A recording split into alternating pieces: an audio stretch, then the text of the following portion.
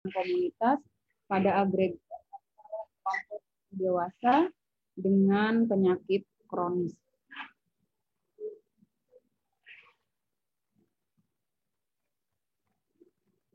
Nah, mungkin di sini saya jelaskan terlebih dahulu terkait dengan penyakit kronis.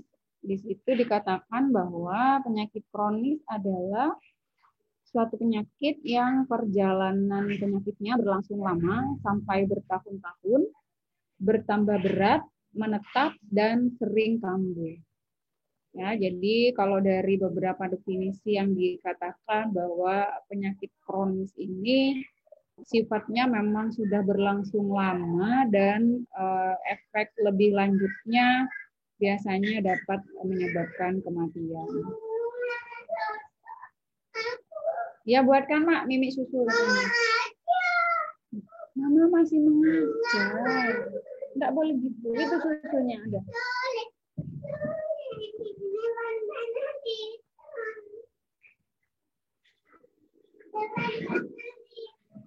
Lihat. Saya. Iya, nggak bisa. Nggak bisa. Biar pernah beli dulu sama Papa. Beli susu dulu. Beli sama dulu.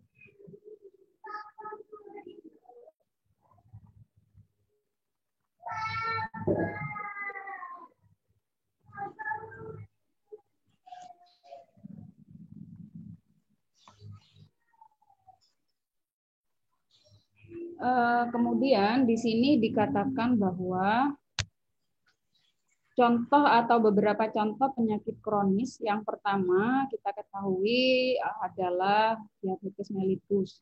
Ini termasuk dari penyakit kronis ya, artinya memang sifatnya sudah berlangsung lama untuk penanganan penyakitnya. Kemudian CA atau kanker ya, kita ketahui memang kanker ini termasuk dari penyakit kronis.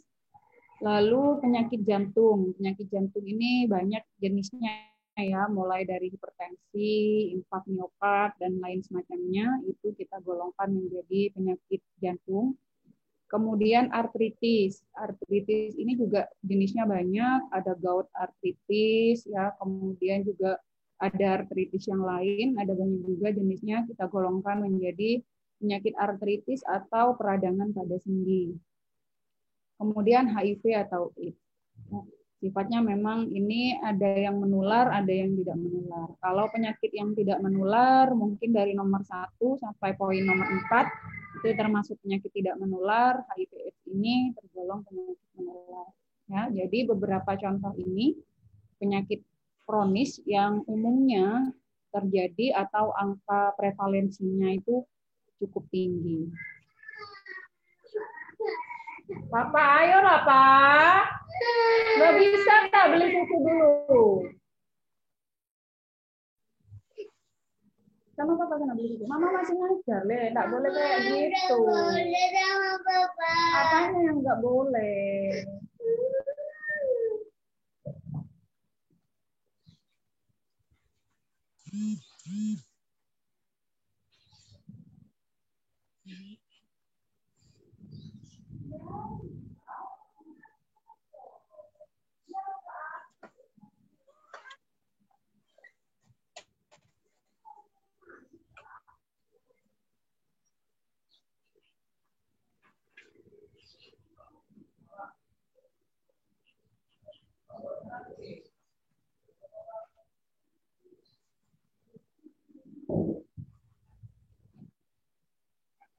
Baik, kita lanjutkan. Di sini disebutkan beberapa ciri penyakit kronis.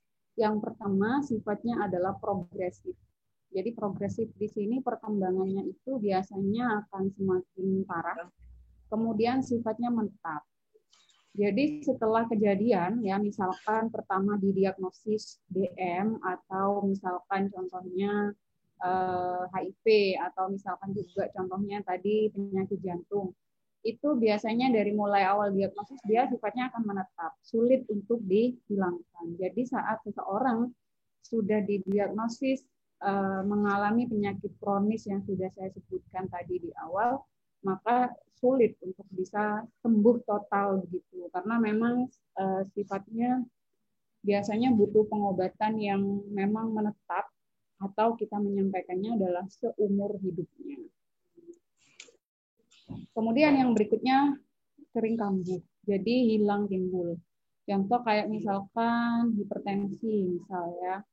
Jadi kalau hipertensi misalkan kadang tensinya sudah stabil, tapi lama-lama juga nanti dia akan tinggi lagi. Gitu. Sama halnya dengan diabetes. Gula darah stabil, ada kalanya karena kondisi tertentu naik, gitu kan. Jadi sering hilang timbul. Begitu juga contoh tadi artritis itu kan juga kadang sudah hilang nyerinya, nanti lama-lama timbul lagi. Nah itu yang kita sebut dengan sering kambuh gitu ya. Kemudian, perlu disampaikan bahwa kecacatan di sini tidak sama dengan penyakit kronis. Contoh misalkan kondisi amputasi karena kecelakaan, itu bukan penyakit kronis ya, jadi berbeda. Antara definisi cacat seumur hidup begitu dengan penyakit kronis itu tentu berbeda. Karena tadi beberapa ciri-cirinya kan sangat berbeda. Jadi kalau penyakit kronis itu memang dia sifatnya ketika awal didiagnosis, jadi dia progresif, menetap, dan biasanya akan sering kambuh, ya hilang timbul. Kalau kita lihat dari transmisi epidemiologi ya, ini berdasarkan data dari Kementerian Kesehatan. Di sini bisa kita lihat bahwa kematian akibat penyakit tidak menular ini akan semakin meningkat, bukan akan. Tapi sudah dilihat dari beberapa tren penyakit, di sini perubahannya karena beberapa hal, ya. Dan tren meningkatnya penyakit tidak menular atau kita menyebutnya dengan PTM ya. Jadi istilahnya kalau di dalam keperawatan komunitas penyakit tidak menular itu kita sebut dengan PTM.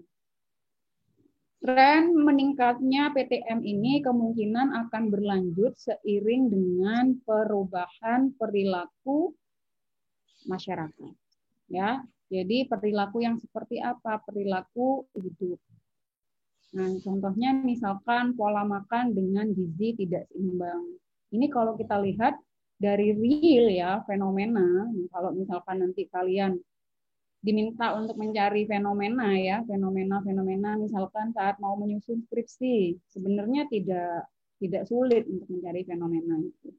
Kita melihat potret kehidupan masyarakat saja sudah sangat terlihat ya. Kalau perilaku ini berkaitan dengan perilaku dan segala macamnya, ini biasanya dalam keperawatan komunitas ya. Jadi spesifikasinya misalkan di sini contohnya perilaku makan dengan gizi tidak seimbang. Kita lihat dengan perlu ini ya, tidak perlu kita tutup mata begitu untuk mencari fenomena, itu sudah ada, bisa kita lihat. Dan kalau misalkan ingin cross-check, silahkan cross-check dengan data-data.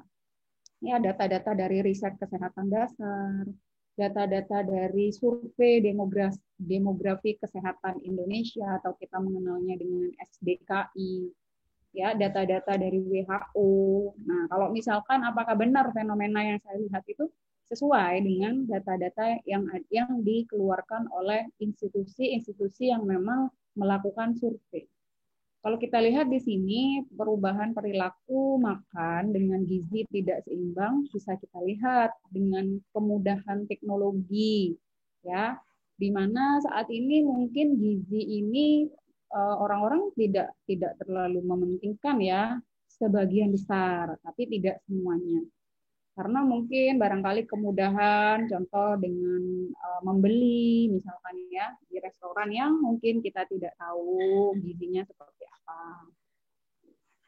Kecenderungan untuk kalau dulu mungkin memasak itu sifatnya wajib mungkin ya, tapi kalau sekarang kan tinggal GoFood misalkan atau aplikasi-aplikasi ini makanan online yang lain kan sekarang sudah sangat mudah, sehingga gizi ini tidak terlalu mungkin menjadi prioritas saat ini. Tapi kemudahan itu yang sekarang mungkin menjadi prioritas dari setiap orang. Itu terjadi transisi atau perubahan perilaku. Kemudian pola hidup yang lain yang berkontribusi membuat semakin meningkatnya PTM ini adalah kurang aktivitas fisik. Ya, tidak perlu berkaca ke orang lain, kita berkaca pada diri sendiri saja sudah ya. Jadi kalau sekarang kecenderungannya kaum rebahan biasanya kita mengenalnya ya. Jadi kaum apa ya, mulai berubah dari istilah kaum rebahan, kemudian juga ada istilah mager begitu, malas bergerak ya. Ini kecenderungannya luar biasa sehingga ini sesuai dengan transmisi perubahan. Kalau dulu Indonesia itu masih berkutat dengan TB, penyakit menular ya. Jadi TB, malaria, HIV itu masih berkutat dengan itu. Saat ini tahun 2015 ke atas ini ya transisinya 2015 ke atas kecenderungan penyakit itu berubah, tidak lagi dengan penyakit menular. TB itu bisa diberantas.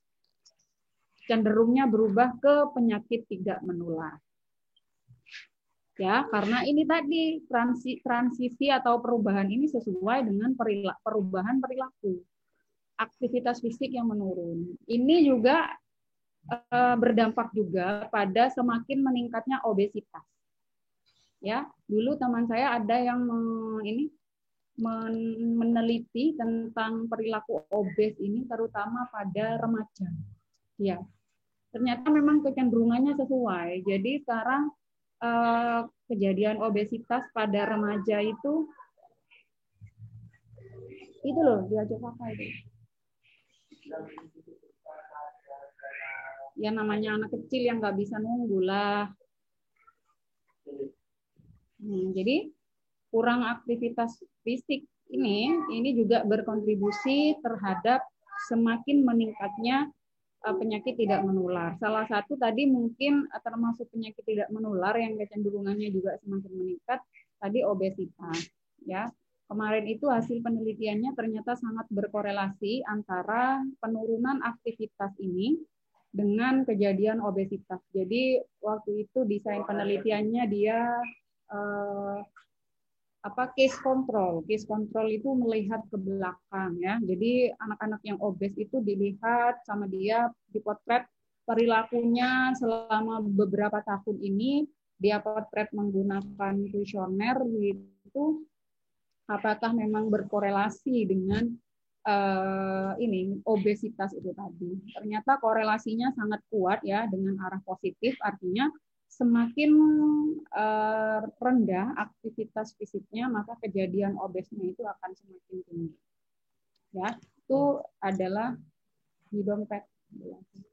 Itu adalah beberapa penelitian yang telah dilakukan. Kemudian kalau kita cross check juga dengan aktivitas kita sehari-hari ya, tidak perlu jauh-jauh mau melihat orang lain, kita saja mungkin evaluasi diri. Ya, seperti saya misalkan ya contoh, kok kayaknya aktivitas fisiknya ini mulai menurun gitu. Satu, karena terlalu sibuk bekerja. Jadi bayangkan berangkat dari jam 6:30 pagi sampai dengan jam 3:30 sore. Nyampe di rumah sudah jam 4:30. Kapan mau olahraganya? Belum lagi main contoh dengan anak-anak, karena anak-anak saya masih kecil gitu. Setiap hari juga sudah seperti itu. Kapan mau ininya? Atau barangkali kalau misalkan kecenderungan remaja itu tadi malas bergerak, karena kalau tadi pada remaja itu bukan karena bekerjanya yang tidak punya waktu, tapi lebih banyak menghabiskan waktu dengan menggunakan gadgetnya gitu ya. Dan ini udah merambah pada anak usia sekolah. Itu di luar udah berangkat. Jadi udah merambah pada anak usia sekolah. Ya, jadi bukan karena mereka sibuk bekerjanya, mungkin kalau dari pekerja seperti saya sibuk bekerjanya gitu ya. Tapi kalau melihat menuruti ibaratnya menuruti kesibukan loh ya nggak kelar-kelar gitu kan, sama halnya dengan minta tempe. Jadi makanya mau didulang nggak mau, maunya minum susu.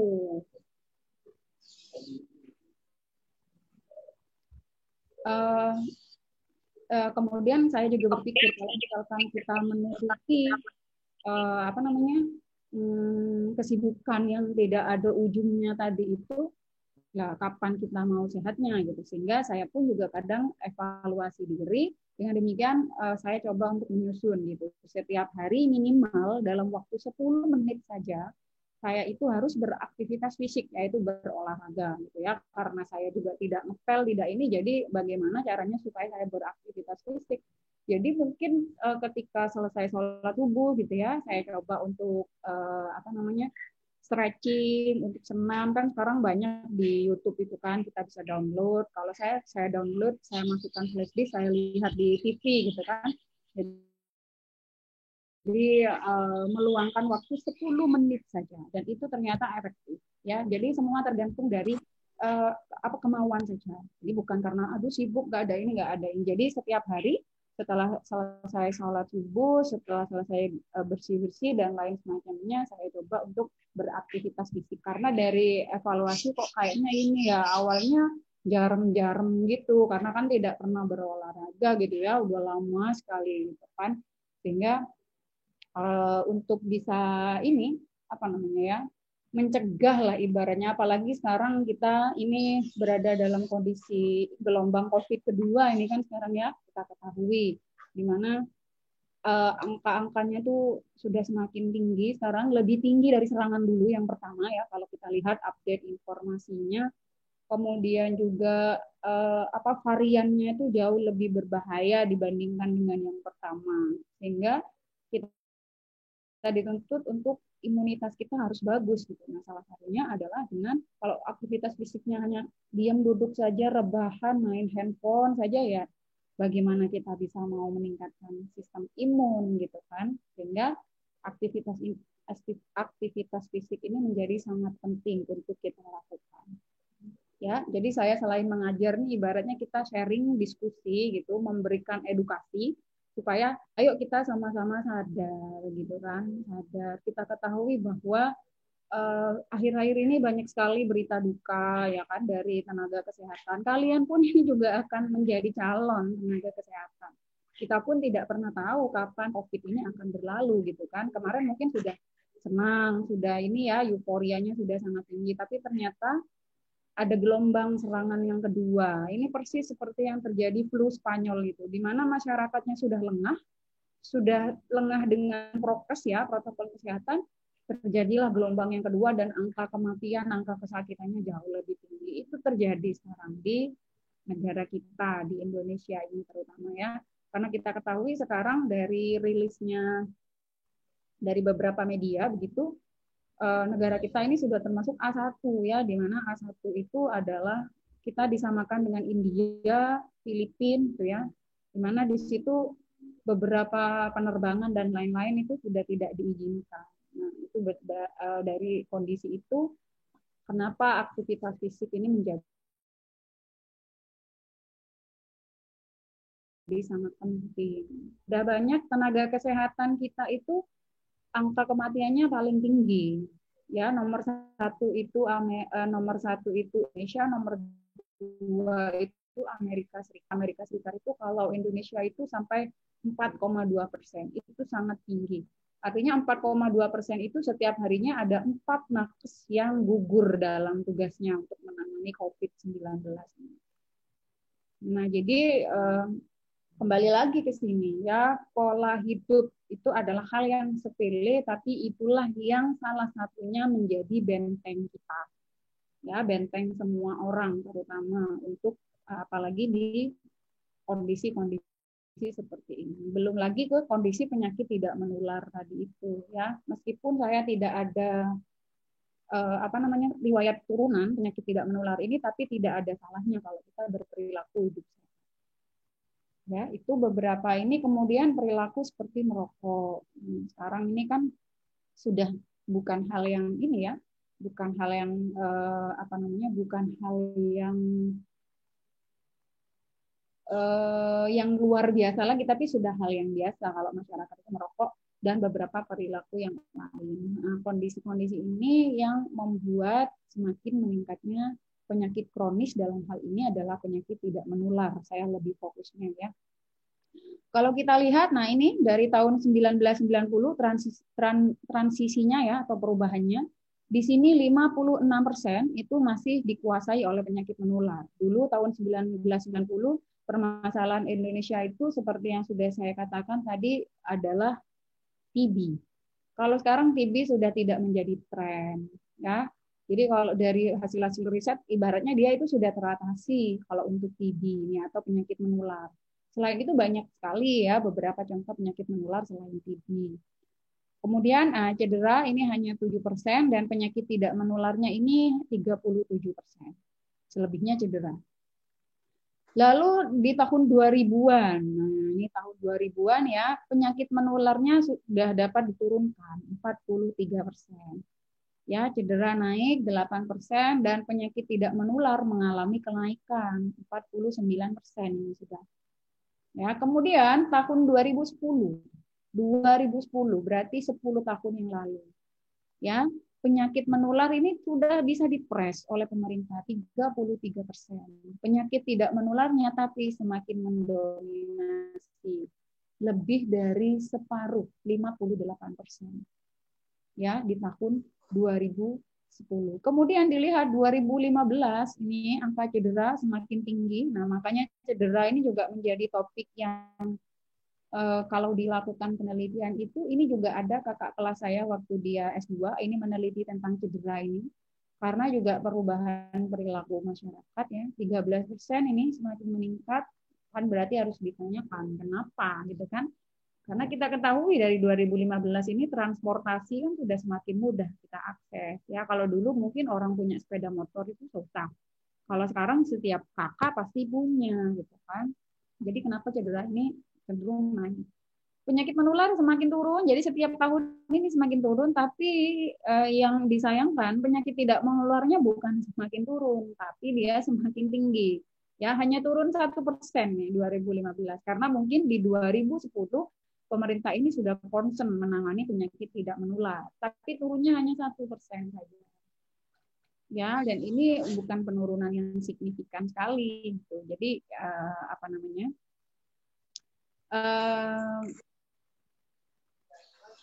Sedikit ya, 1% saja. Nah, di sini perubahan beban penyakit, kalau kita lihat ya, tahun 1990, penyakit menular seperti ISPA, TB, diare, dan lain-lain, itu menjadi penyebab kematian dan kesakitan terbesar, atau penyebab mortalitas dan morbiditas yang paling tinggi. Ini ya, kalau kita lihat ini ISPA nomor 1 ya, kemudian TB, diare. Ini di tahun 1990 dulu.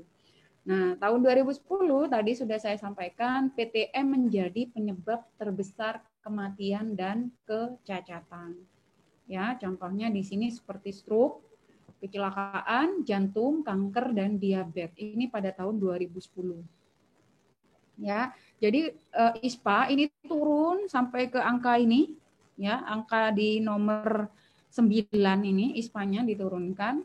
Namun di sini ya stroke naik ke nomor 1. Kemudian cedera, ini nomor 3. TB tetap pada tahun 2010 ini menjadi kematian nomor 2 TB. Nomor 3 kecelakaan. Jantung iskemik dari yang 13 dan diabetes 16 ini naik ke peringkat 5 dan 6. Ini adalah sebuah fenomena kalau kita lihat dari data ya. Jadi kalau mahasiswa bilang saya sulit mencari fenomena, sulit di mananya gitu. Dari sini saja ini kan ada apa gitu kan. Nah, sehingga kalau sudah muncul ini ada apa, itulah fenomena namanya ya. Kalau kita disuruh membedakan fenomena dan suatu fakta, kalau ini lebih ke fakta ya. Jadi ini adalah fakta yang terjadi. Namun fakta kalau mau diteliti juga tidak masalah gitu. Fakta dan fenomena itu kecenderungannya sangat dekat ya. Nah, tanpa upaya yang kuat, tren peningkatan penyakit tidak menular ini ke depan masih terjadi ya. Kalau kita lihat nih tahun 2015 masih stroke memimpin nomor 1 dia ya. Kemudian kecelakaan ini juga masih memimpin di nomor 2, tapi TB-nya sudah dapat diturunkan di nomor 6. Jadi upaya TB ini sudah sangat gencar gitu. Namun yang lain justru jantung iskemik naik nomor 3, diabetes naik. Nah, terkait dengan jantung iskemik ini juga kejadiannya luar biasa. Sudah banyak ya kejadian-kejadian dari contoh artis-artis, bahkan kemarin siapa ya? Pemain bulu tangkis kalau tidak salah, atlet-atlet. Ya, selain selebritas juga para atlet ini banyak sekali Bahkan waktu itu diawali dulu dengan pemain sepak bola, tapi dia masih dapat tertolong. Itu juga mengalami penyakit jantung iskemik. Kalau kemarin yang meninggal itu pemain badminton kalau tidak salah. Saya tahu karena beritanya kan menyebar di mana-mana ya, bukan rahasia umum. Karena dia waktu itu menjadi penyumbang emas Olimpiade kalau nggak salah. Bukan Olimpiade apa ya, lupa saya. Intinya pokoknya atlet bulu tangkis lah. Jadi penyakit jantung iskemik ini sudah banyak juga kejadiannya, mulai dari selebritas dan lainnya yang mungkin pernah kalian lihat. Bahkan di sekitar kita pun juga sudah banyak kejadiannya ya. Saya sejauh ini di tetangga saya saja itu sudah menemukan dua usia remaja. Yang satu remaja belum menikah, yang kedua sudah menikah tapi masih di bawah saya lah. Artinya kan berarti masih sangat muda, gitu ya. Itu meninggal karena penyakit jantung ini.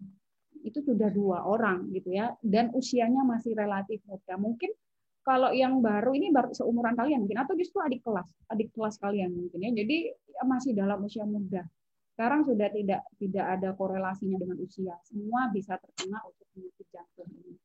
Ya, kalau diabetes mungkin masih didominasi oleh dewasa ini ya, sudah dewasa akhir. Tapi kalau penyakit jantung ini trennya sekarang semakin berubah ke usia 30-an, 20 sampai 30-an ya. Luar biasa ini untuk transisinya dari usia ini. Nah, kemudian kalau kita ketahui apa beberapa dampak penyakit kronis atau penyakit tidak menular tadi, atau kita menyebutnya dengan PTM tadi ya, dari fisik jelas, karena ini kan sifatnya jangka panjang, organ-organ dalam tubuh kita itu tentunya juga akan rusak. Contoh hipertensi itu kan ada korelasinya dengan ginjal, ya kan? Gagal ginjal, juga ada korelasinya tadi dengan penyakit jantung, iskemik. Karena kalau hipertensi, jantungnya terus memompa dalam ibaratnya frekuensi yang sangat tinggi, begitu lama-lama juga korelasinya dengan penyakit jantung iskemik tadi ya. Jadi biasanya berawal dari hipertensi. Dari fisik sudah sangat jelas. Kemudian dari psikologis, bagaimana psikologis dari orang-orang yang didiagnosis mengalami penyakit kronis, nanti kita bahas ya. Dari sosial, dari spiritual, dan juga dari ekonomi. Ya, baik, saya coba bahas dulu. Kalau dari fisik mungkin sudah banyak ya kalian bahas dalam keperawatan medikal bedah ya. Kemudian dari ilmu dasar keperawatan yang lain, dampak dari penyakit ini mungkin sudah banyak kalian bahas. Jadi tidak saya bahas di sini ya, karena kita berbicara community ya, keperawatan komunitas. Kita tidak banyak membahas di klinik. Jadi kita bahas dari sisi yang lain, contohnya dari sisi ekonomi. Kalau kita lihat dampak penyakit ini dari sisi ekonomi ya, di mana di sini dari data BPJS, kalau kita lihat ya, sebaran kasus dan biaya per penyakit dari rawat inap tahun 2014 ya. Di sini kalau dilihat, kalian ketahui biaya klaimnya untuk penyakit yang paling tinggi itu dari penyakit jantung. Ya, kita ketahui bahwa treatment atau pengobatan dari penyakit jantung ini nggak ada yang murah. Misalkan pasang bypass atau ring itu sudah berapa puluh juta ya sekali pasang. Sehingga tidak heran bahwa biaya klaim dari BPJS ini paling banyak dari penyakit jantung. Ya, meskipun di sini paling banyak adalah pencernaan, tapi untuk klaimnya paling banyak adalah penyakit jantung. Kemudian dilanjutkan dengan dari pencernaan, pernapasan, persalinan, muskuloskeletal, dan stroke, ginjal, infeksi dan parasit, reproduksi, dan kulit. Ini adalah 20 besar ibaratnya dari beberapa kondisi penyakit yang biaya klaimnya itu paling tinggi. Ya, bisa dilihat di sini 3,5 miliar biaya klaimnya dari penyakit jantung. Jadi ya jangan heran kalau hutangnya Indonesia juga masih belum bisa dibayarkan gitu kan. Kita ketahui juga bahwa BPJS ini kan ada non subsidi dan subsidi, ada yang gratis dan ada yang berbayar gitu kan. Kalau saya jelas berbayar, non PBI ya, jadi tidak diberikan bantuan, potong gaji langsung untuk BPJS ini. Nah, bagaimana masyarakat yang tidak punya BPJS? Jadi ibaratnya kalau BPJS itu kan sistemnya kayak apa namanya, gotong royong lah ibaratnya, yang tidak mampu kita bantu dengan dibantu oleh dengan yang mampu, ibaratnya kan seperti itu. Tapi tetap saja biaya klaim yang mahal itu juga menjadi seperti defisit, ibaratnya seperti itu ya. Nah, ini beberapa beban ekonomi yang apa namanya dialami oleh pemerintah. Belum lagi beban ekonomi keluarganya. Ya, kalau dilihat dari beban ekonomi keluarga ini, ya jelas mau berobat kan butuh biaya. Meskipun semua ditanggung misal BPJS. Tapi kan ada beberapa tindakan yang tidak ditanggung oleh BPJS. Apalagi tindakan-tindakan terkait dengan pengobatan jantung dan lain semacamnya. Ini ada, kalau kalian pernah di posisi pasien ya. Oh, ini nggak bisa ditanggung, ini harus nambah. Oh, obat saja, obat. Itu kan kadang ada dokternya minta obat ini, tapi ternyata tidak ditanggung BPJS, ya harus beli juga gitu. Pernah kan di posisi seperti itu gitu ya. Jadi oh ini karena kelas 3 jadi ini nggak ditanggung, kan ada kan seperti itu gitu ya. Nah, jadi itulah kondisi-kondisi meskipun dibantu tapi kan tidak seluruhnya. Biaya selama di rumah sakit, biaya makan, apa nggak mau makan yang jaga. Ya kan biaya ekonomi tidak hanya oleh pemerintah tapi juga keluarga yang menangani itu juga jelas. Ya, itu juga kalau saya lihat kadang kok ada ya apa namanya sempat berpikir begitu. Teman saya itu juga ada loh yang meneliti dampak penyakit kronis ini terhadap caregiver. Caregiver itu yang memberikan pelayanan keluarganya. Ya, jadi dia meneliti pasien-pasien stroke yang ada di rumah di komunitas ya. Kemudian dia lihat bagaimana sih beban dari keluarganya si penderita stroke itu tadi, salah satunya dari sisi ekonomi ini menjadi paling berat. Ya. Nah, mungkin saya juga berpikir dia idenya kok ini ya, maksudnya tidak biasa gitu loh. Dia melihat dari sisi caregiver, dari sisi pemberi layanan yang mungkin selama ini tidak menjadi ini yang menjadi apa ya? Upaya yang paling ini kan ke pasiennya, tapi ternyata keluarganya itu tidak pernah ditangani sehingga dia meneliti itu dan memberikan intervensi di komunitas itu pada caregiver. Jadi caregivernya yang dia intervensi bukan pasiennya ini. Ya, tapi ya tidak terus ditinggalkan si pasien yang ada di komunitas ini tidak, tapi dia berikan intervensi itu dua-duanya dengan prioritas pada caregivernya. Ya, ini yang pertama dari beban ekonomi. Nah, kalau kita lihat ya di sini ya, ini kita kurung jantung, stroke, ginjal, diabetes dan kanker itu adalah penyumbang 5 penyakit dengan beban biaya rawat inap tertinggi. Ya, kalau di sini kita lihat adalah penyakit tidak menular. Ini adalah beban negara ya ibaratnya. Dari data BPJS Januari sampai Juni 2014. Kalau kita lihat kecenderungannya barangkali sekarang juga sudah semakin meningkat karena kan biaya ekonomi saat ini juga semakin mengalami peningkatan. Ya, jadi kalau kita membahas dari sisi community nursing itu kita tidak bahas pada dampak fisiknya, tapi lebih ke arah dampak dari kondisi-kondisi yang ditimbulkan ya. Tanpa investasi berupa upaya peningkatan kesehatan dan gizi yang berarti, beban pengeluaran kesehatan di Indonesia ini diproyeksi akan terus meningkat. Sehingga itulah kenapa saat ini program RPJMN, Rencana Pembangunan Jangka Menengah Nasional, itu lebih diarahkan pada komunitas, pada keluarga, ya. Jadi tidak kepada upaya kuratif, di mana di situ di rumah sakit. Jadi semua sekarang rencana pembangunan itu diarahkan pada upaya preventif dan promotif.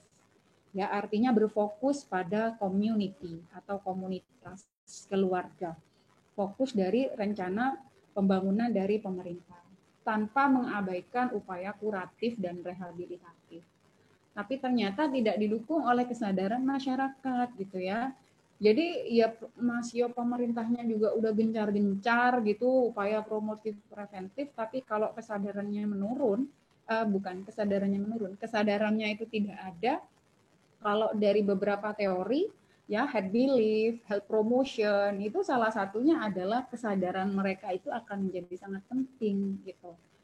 Sehingga kalau kita potret menggunakan teori atau model itu, bagaimana sih perilaku masyarakat ini? Nggak usah jauh-jauh, dilihat dari diri kita sendiri dulu saja sudah, gitu kan? Jadi nggak usah jauh-jauh mau mengubah perilaku masyarakat, orang perilaku kita sendiri aja sulit untuk diubah gitu. Mau jauh-jauh ke masyarakat gitu kan. Sehingga tidak heran kalau penyakit tidak menular ini akan menjadi beban paling tinggi dan juga akan terus meningkat kalau perilakunya tidak bisa dikendalikan.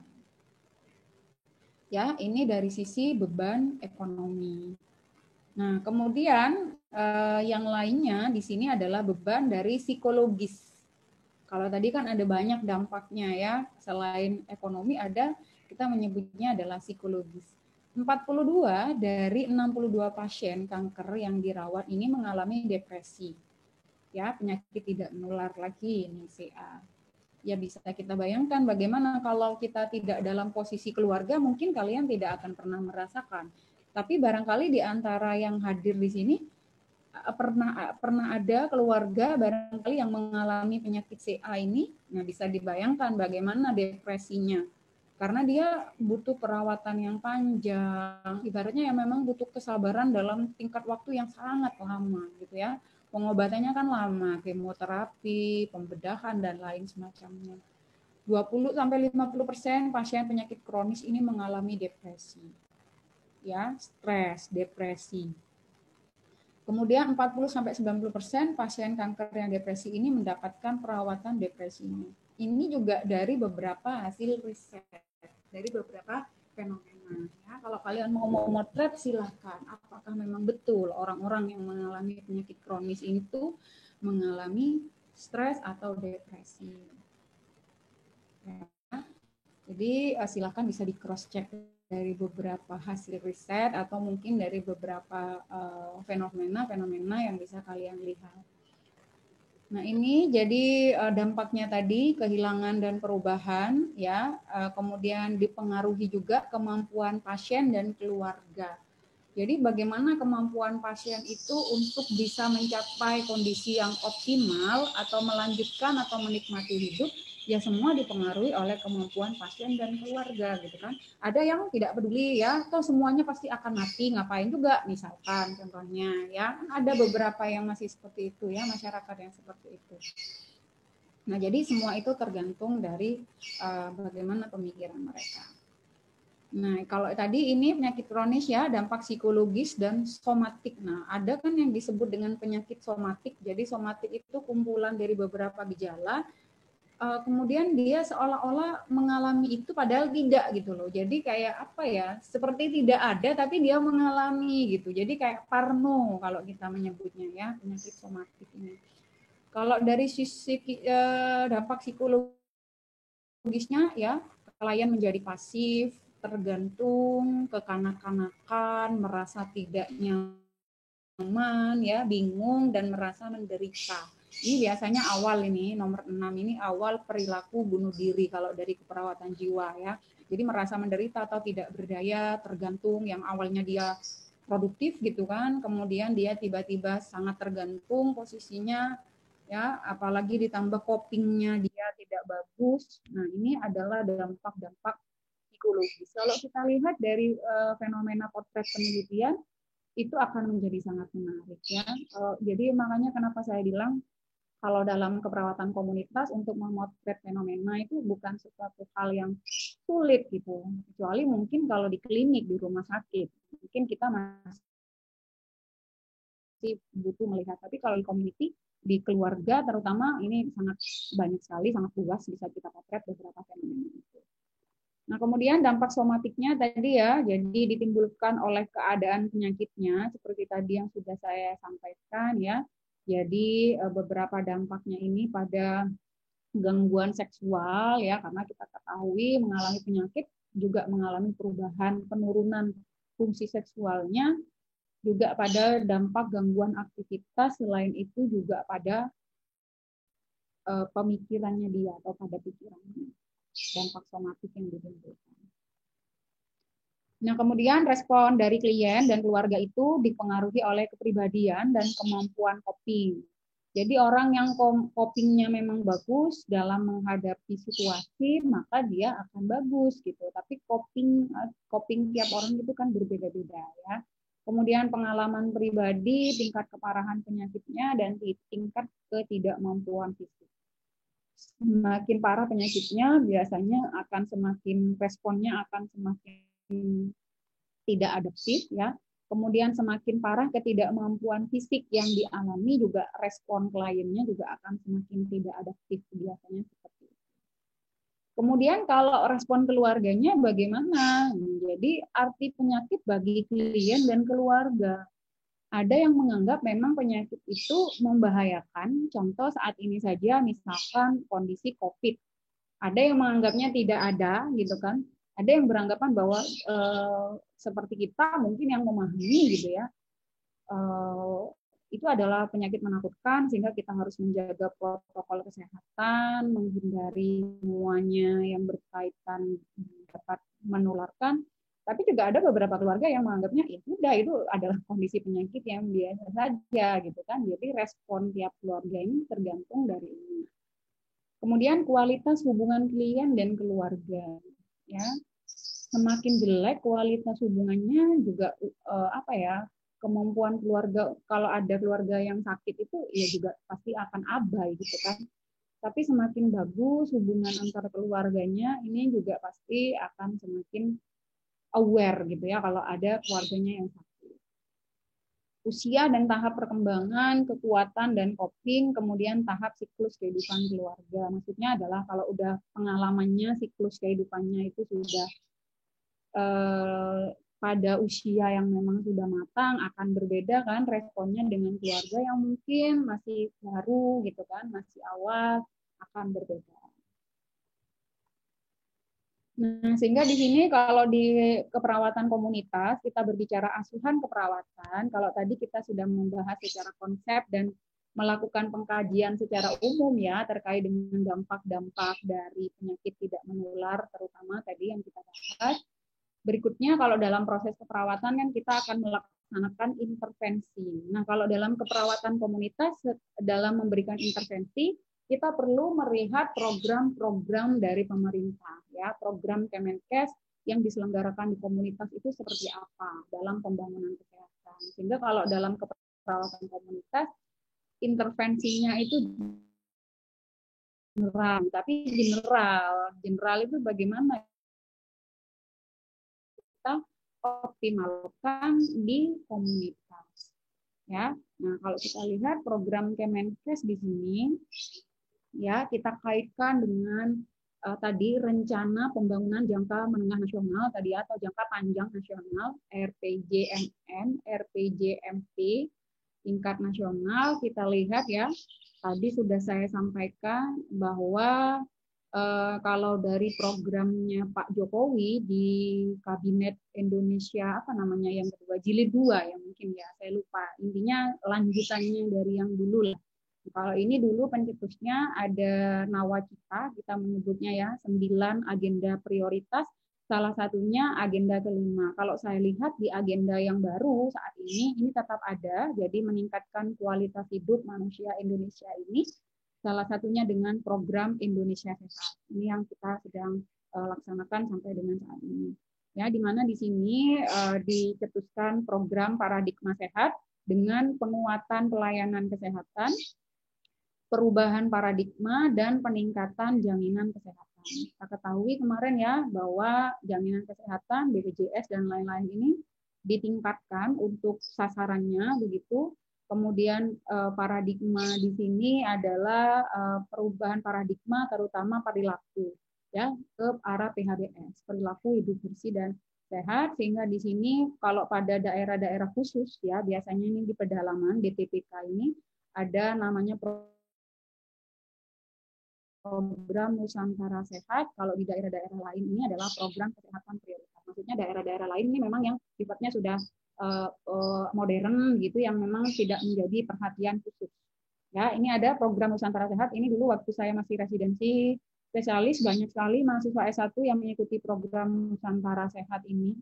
Jadi dia disebar di beberapa puskesmas begitu, dari mahasiswa di seluruh negeri, jadi mahasiswa-mahasiswa kesehatan terutama untuk mengikuti program ini. Mungkin sekarang sudah, karena kemarin ada beberapa gelombang ya, saya kurang tahu update informasi terakhirnya.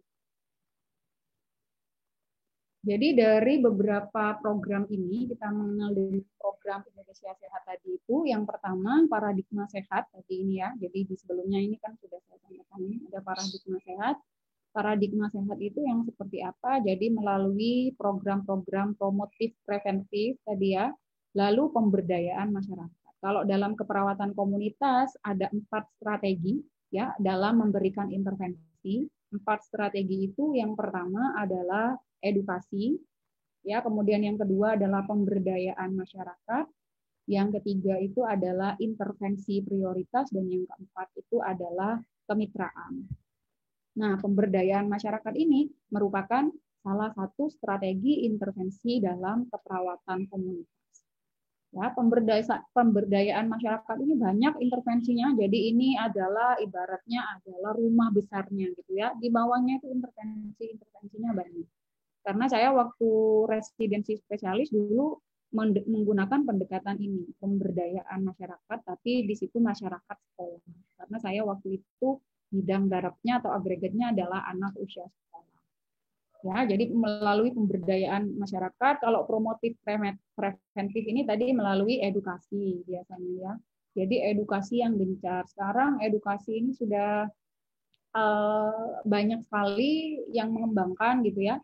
Kalau dulu edukasi mungkin secara langsung, kalau sekarang udah banyak yang berinovasi lewat video, lewat media massa, ya kan. Kemudian banyak sekali aplikasi-aplikasi sekarang kan sudah banyak bisa di-download, itu mulai ke arah sana dikembangkannya. Jadi udah nggak pakai manual kayak kita memberikan edukasi.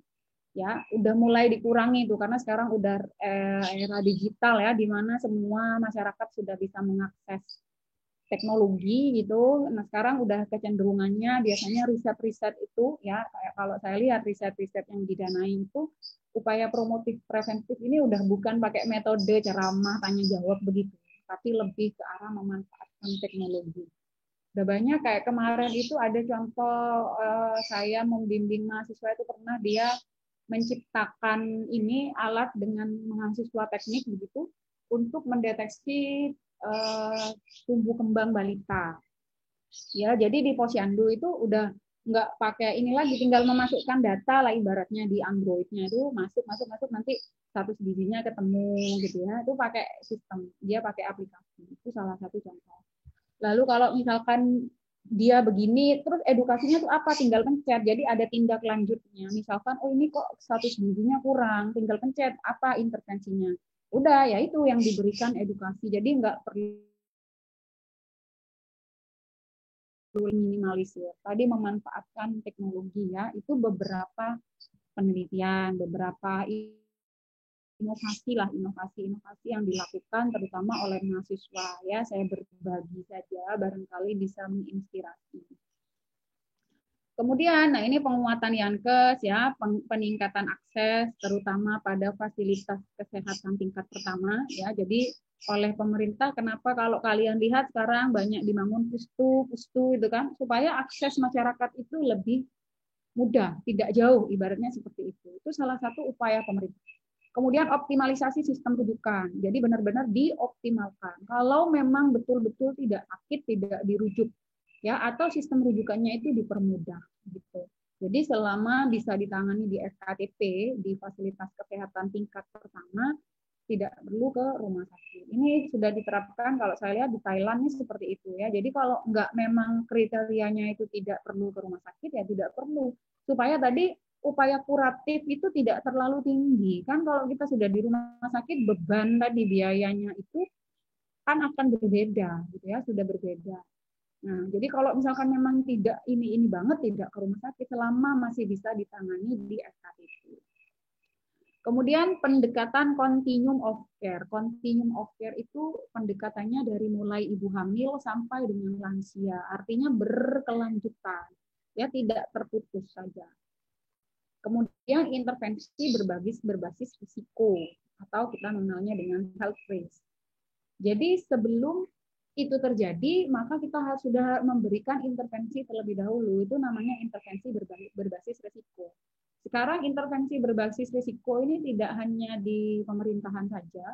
Kalau saya lihat ya, di kita saja, kayak sekarang ini kalau di pendidikan, contohnya di akreditasi itu sudah harus disusun intervensi berbasis risiko ini. Contoh misalkan begini, kok IPK mahasiswanya turun ya. Nah, ini adalah suatu kondisi yang harus segera diintervensi berbasis risiko. Resikonya apa? Kalau IPK mahasiswa turun kan berarti kenapa gitu. Jadi harus disusun intervensinya sebelum tadi resikonya adalah nanti mahasiswanya lulusnya susah ini karena kan ada kriteria minimal IPK. Contoh misalkan ya, itu adalah intervensi berbasis risiko. Jadi sebelum itu terjadi maka sudah harus disusun intervensinya itu seperti apa. Itu namanya intervensi berbasis risiko ya. Jadi dari data yang ada ini harus segera diintervensi. Jadi tidak nunggu terjadi. Kemudian jaminan kesehatan nasional. Nah, ini lebih digencarkan lagi ya. Jadi pakai asas gotong royong. Ini kemarin kan juga sudah saya tidak banyak membahas ini karena ini kaitannya dengan BPJS. Nah, kalau kita lihat arah pembangunannya, ini arah pembangunannya pemerintahan mulai dari RPJMN 1 sampai dengan 4, kita lihat sini kecenderungan panahnya semakin naik ya. Dimana kalau di sini masih upaya kuratif dioptimalkan nanti pada tahun 2024 kalau dilihat dari rencana pembangunan jangka panjangnya, ini adalah upaya promotif dan preventif yang paling utama. Ya, masyarakat sehat mandiri dan berkeadilan. Kalau dilihat dari programnya pemerintah, ini harus kita manfaatkan kalau dalam keperawatan komunitas. Nah, kemudian reformasi pelayanan kesehatan dengan pendekatan keluarga. Kalau kita mengenalnya dengan program Indonesia Sehat dengan pendekatan keluarga, gitu ya. Jadi kita mengenalnya dengan istilah PISPK, di mana di sini ada perlibatan dunia usaha dan masyarakat, ya. Reformasi sistem pelayanan dengan pendekatan keluarga. Jadi reformasi itu kan pembaharuan. Kalau dulu sistem pelayanannya murni ada di rumah sakit, kalau sekarang direformasi oleh pemerintahannya era Pak Jokowi ini, gitu ya. Jadi pendekatannya dia pakai posyandu, posbindu PTM penyakit tidak menular dan poskestren. Ini ininya kecenderungannya, perubahannya dengan pendekatan keluarga. Jadi sekarang itu sifatnya jemput bola. Ya, kalau dulu nunggu keluarganya datang periksa, kalau sekarang dilakukan pemeriksaan ke keluarganya melalui KR atau kunjungan rumah. Ya, jadi makanya tadi dikenal dengan istilah pendekatan keluarga. Jadi kok beli itu orang nggak dimakan itu sama dia itu mah. Iya memang Mas ya sama aku juga gitu dia minta ini apa sih itu Kinder Joy. Aku mau usul ke petugasnya Indomaret tuh Kinder Joy jangan ditaruh di depan kok. Oh, gitu. Oke, baik. Saya lanjutkan lagi. Nah, jadi di sini pendekatannya adalah keluarga lewat posyandu, posbindu PTM, dan poskesmas. Nah, kalau di puskesmas nanti kalian akan ikut program-program ini. Jadi mulai dari posyandu, kemudian ada program posbindu dan poskesmas. Nah, ini tadi ya pendekatan keluarga tadi, cara kerja puskesmas yang tidak hanya menyelenggarakan pelayanan kesehatan dalam gedung, melainkan juga di luar gedung dengan mengunjungi wilayah kerjanya. Ya, jadi kalau pelayanan itu ada dalam gedung, ada luar gedung. Nah, kalau di sini pendekatan keluarga ini di luar gedung dengan mengunjungi keluarga tadi atau kita mengenalnya dengan KR, kunjungan rumah. Ya, jadi di sini pendekatan yang mengintegrasikan upaya kesehatan perorangan dan upaya kesehatan masyarakat secara berkesinambungan dengan target keluarga didasari data dan informasi dari profil kesehatan keluarga. Tujuannya tadi meningkatkan akses keluarga terhadap pelayanan, mencapai SPM kabupaten, mendukung JKN, dan tercapainya program Indonesia Sehat. Jadi ini programnya pemerintah yang kalau kita terapkan dalam intervensi keperawatan keluarga itu dia memberdayakan masyarakat. Dalam hal ini memberdayakan keluarga, memandirikan. Ya. Nah, bagaimana strategi pelaksanaan pendekatan keluarga ini? Ya, diutamakan promotif dan preventif tadi. Sasaran utamanya keluarga, dilakukan kunjungan rumah, ya. Nah, prioritas pendanaan pemerintah itu adalah kegiatan promotif dan preventif, baru digunakan untuk kuratif. Ya, jadi murni tadi melalui kunjungan keluarga. Ya. Kamu belum makan.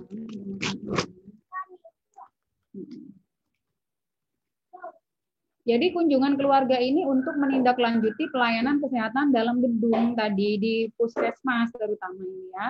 Jadi dilanjutkan dengan kunjungan keluarga dalam rangka upaya promotif dan preventif. Jadi ditindaklanjuti gitu, tidak putus begitu saja. Ini kalau saya lihat kayaknya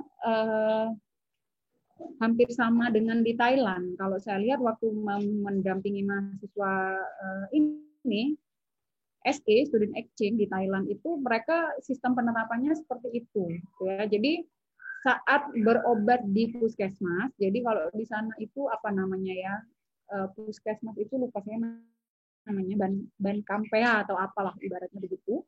Jadi semua pasien itu dia punya family folder. Jadi kayak gini nih. Jadi punya profil yang ada di puskesmas, mulai dari alamat, nomor telepon gitu ya. Terutama tadi keluarga-keluarga yang anggota keluarganya itu punya penyakit kronis tadi yang butuh tindak lanjut. Jadi nanti dia akan dilakukan kunjungan, dilakukan pemeriksaan secara rutin oleh petugas yang ada di puskesmas itu. Dan kalau di Thailand itu saya lihat dokternya itu dia antara dokter di puskesmas dengan dokter di rumah sakit itu apa tuker-tukeran gitu. Jadi jam sekian sampai jam sekian dia itu di rumah sakit, kemudian jam sekian sampai sekian dia itu ada di puskesmas, nanti rolling gitu. Jadi mengetahui betul bagaimana siklus satu keluarga itu, misalkan dia pernah dirawat di rumah sakit, oh ini di wilayah ini, jadi betul-betul diikuti gitu, sampai memang dia itu sembuh gitu, atau memastikan betul bahwa dia itu dalam kondisi yang memang baik begitu. Itu salah satu contohnya pendekatan keluarga. Nah, ini ya pelaksanaannya, instrumen yang digunakan itu family folder, data-data keluarga, forum komunikasi yang dikembangkan untuk kontak dengan keluarga itu berupa paket informasi keluarga, misalkan melalui flyer, leaflet, buku saku, dan lain-lain. Kalau saya dulu pernah membuat itu adalah buku aktivitas harianku. Jadi aktivitas harianku dari anak usia itu berupa paket informasi. Jadi saya kemas, ada bukletnya yang bisa dia baca dalam kayak buku gitulah. Kemudian di akhir itu ada rekaman aktivitas hariannya si anak-anak ini. Ya, jadi saya gandakan, saya berikan pada sampel penelitian saya berikan paket informasi itu untuk bisa dibaca dan dikemas menjadi bentuk buku. Jadi udah nggak pakai leaflet lagi saya karena resiko dibuang gitu ya.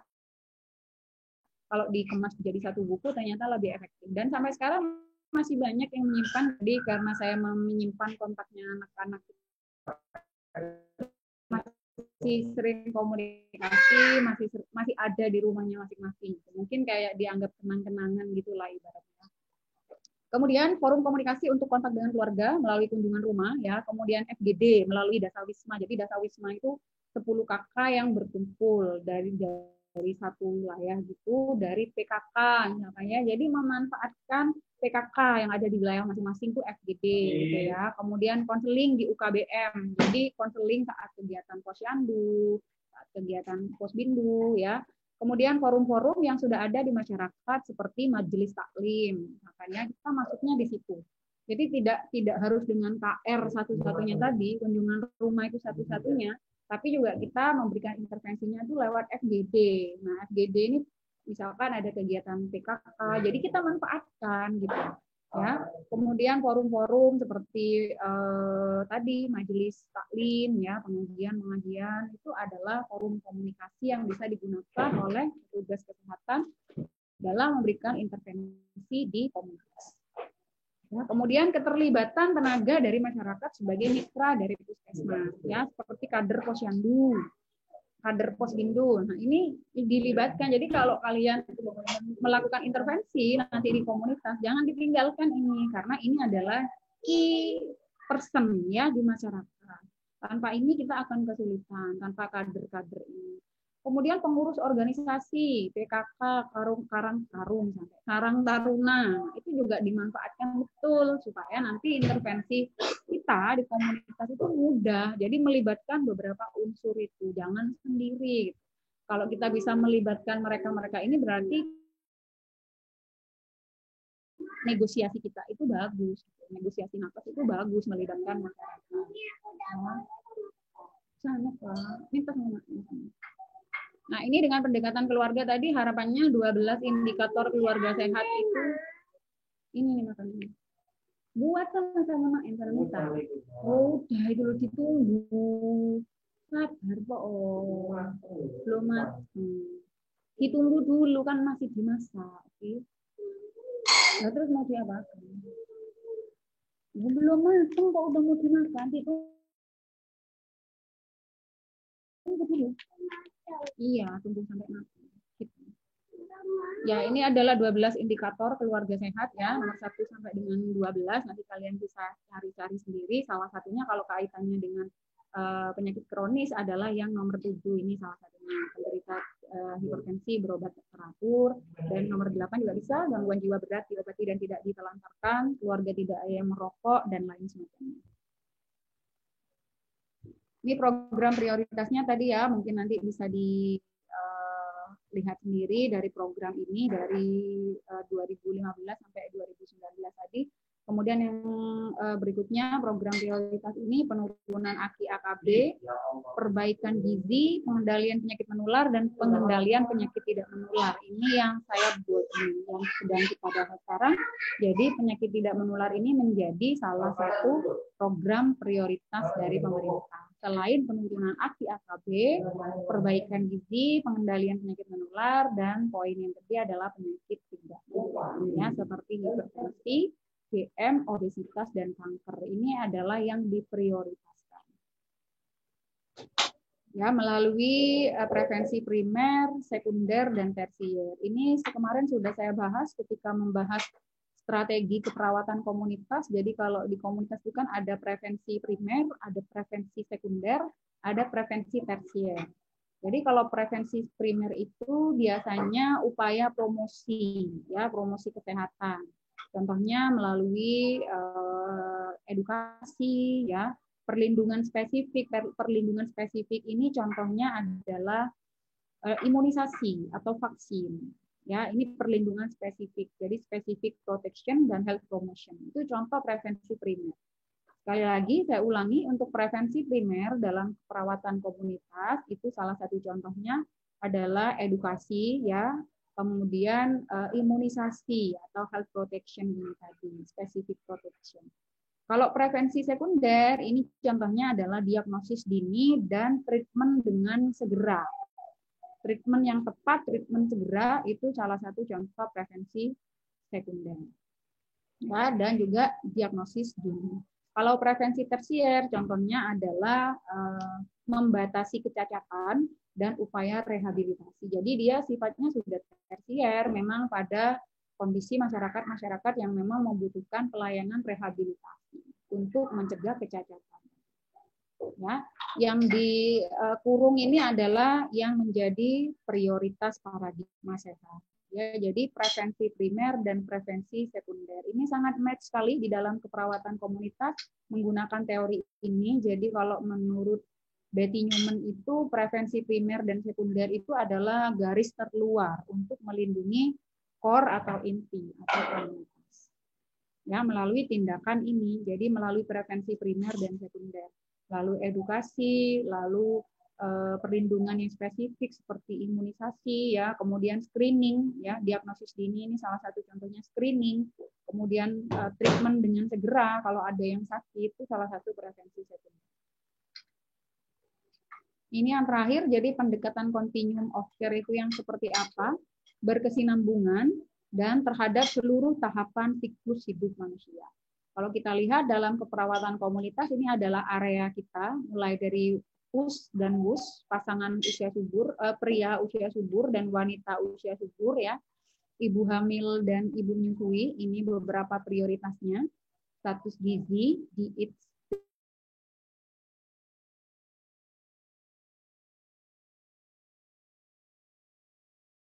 seimbang, deteksi dini, PTM dan PM. Kemudian lanjut pada bayi dan balita. Ini beberapa topik yang mungkin menjadi prioritas atau menarik untuk bisa dilakukan intervensi. Status gizi, seimbang, deteksi dini, PTM dan PM sama ya. Kemudian status gizi, seimbang, stimulasi perkembangan anak PAUD, pola asuh yang benar. Kemudian kalau pada remaja, ini prioritasnya aktivitas fisik tadi PHBS, kemudian pelajaran sekolahan intra dan ekstrakurikuler ya, kemudian kesehatan reproduksi. Kalau pada usia dewasa PHBS, deteksi dini, PTM tadi perlindungan terhadap kecelakaan, check up dan kesehatan reproduksi. Kalau pada lansia di sini pengendalian penyakit degeneratif dan check up berkala serta aktivitas fisik dan lain semacamnya. Jadi pendekatan intervensinya itu continuum of care dan life cycle. Jadi pada semua kelompok atau semua agregat ya dengan pendekatan keluarga. Ini tadi sudah saya bahas terkait dengan tatanannya, pencapaian SDGs. Kalau sekarang kan dulu MDGs ya, sekarang sudah 2015 atas itu kita sudah berganti menjadi Sustainable Development Goals, bukan lagi milenium, di mana targetnya di sini masih penurunan angka kematian, penurunan angka kemiskinan, dan penurunan angka kesakitan. Ya, kalau dari implementasi jaminan kesehatan, peningkatan akses pelayanan, ya pelayanan yang terstruktur dan efisien serta efektif. Dengan begitu, maka diharapkan derajat kesehatan rakyat itu dapat dioptimalkan setinggi-tingginya. Ya, dengan pencapaian MDGs dan SDGs. Barangkali itu yang bisa saya sampaikan. Ada yang ingin ditanyakan, didiskusikan, silakan.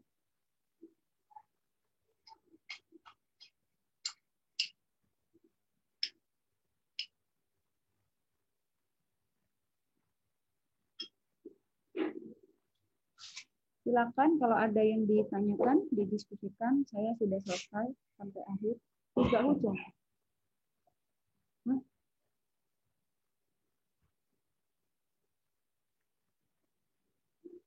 Tidak ada yang ditanyakan? Belum ada, Ibu. Oke, kalau tidak ada, saya lanjutkan dengan absen. Ini untuk komunitas.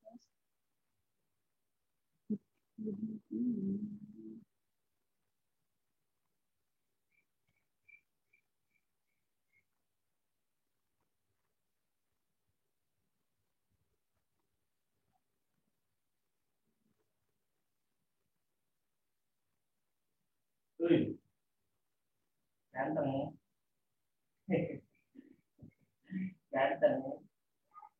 Oh, tuh. Oke, bos.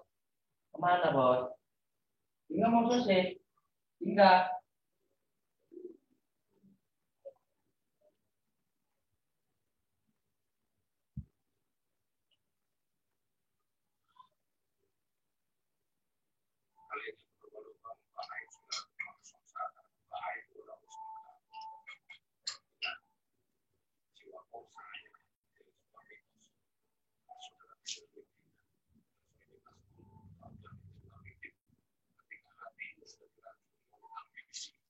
Ini dengan kelas B.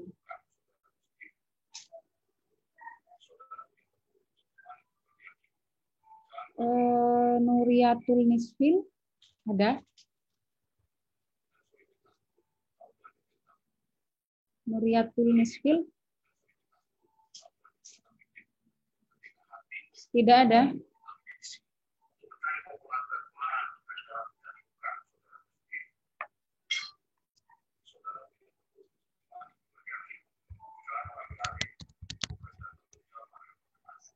Andani Ageng Hadir, Bu.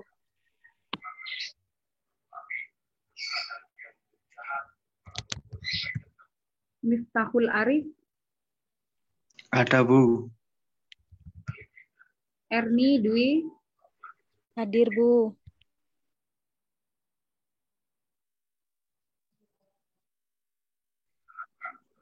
Rosidawati, Hadir, Bu. Cinta Fariska,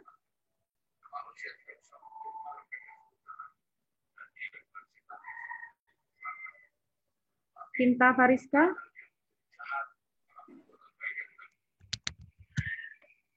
tidak ada ya? Tidak ada, Ibu.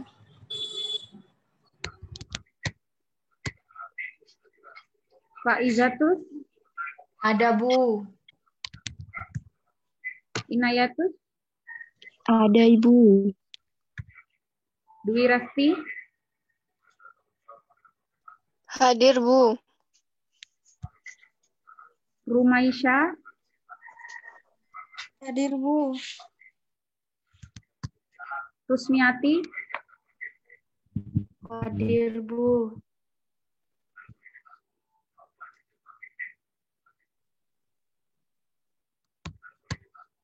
Muhammad Yusuf, Hadir, Bu. Nurdiah, Hadir, Bu. Kiki Aprilia, Hadir, Bu. Anisah, Hadir, Bu. Kurniawan, Hadir, Bu. Lisa, Hadir, Bu. Windy, Hadir, Bu. Fitria, Arisma, Hadir, Bu. Hadir. Diki Tirania, Hadir, Bu. Diki Tirania, Hadir, Bu. Diki Tirania, Hadir, Bu.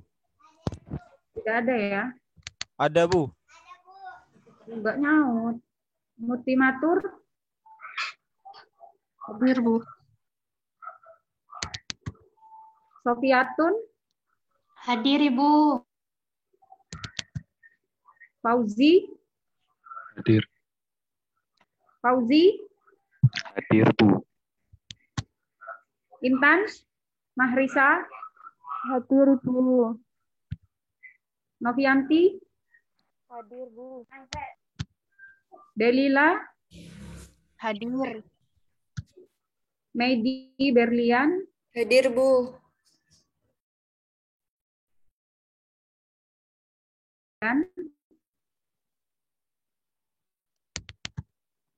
Madadila, Hadir, Bu.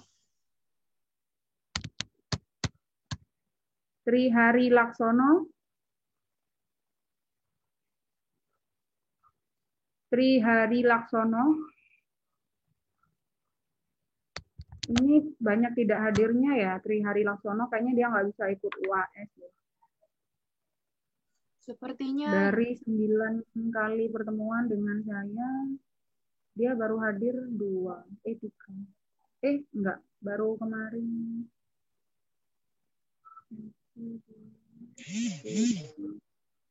Banyak tidak hadirnya ini Trihari Laksono. Muhammad Faruk, Hadir, Ibu. Cindy Puspita, hadir, Bu. Risa Alaina, Hadir, Bu. Awalia Dias, Awalia Dias, Cinta Nur Fadila, Hadir, Bu. Nadia, Hadir, Bu. Cynthia. Hadir, Ibu. Oke, kalau tidak ada yang ditanyakan, saya pikir cukup sekian dulu untuk pertemuan kali ini. Kita tutup kuliah hari ini. Saya akhiri. Assalamualaikum warahmatullahi wabarakatuh.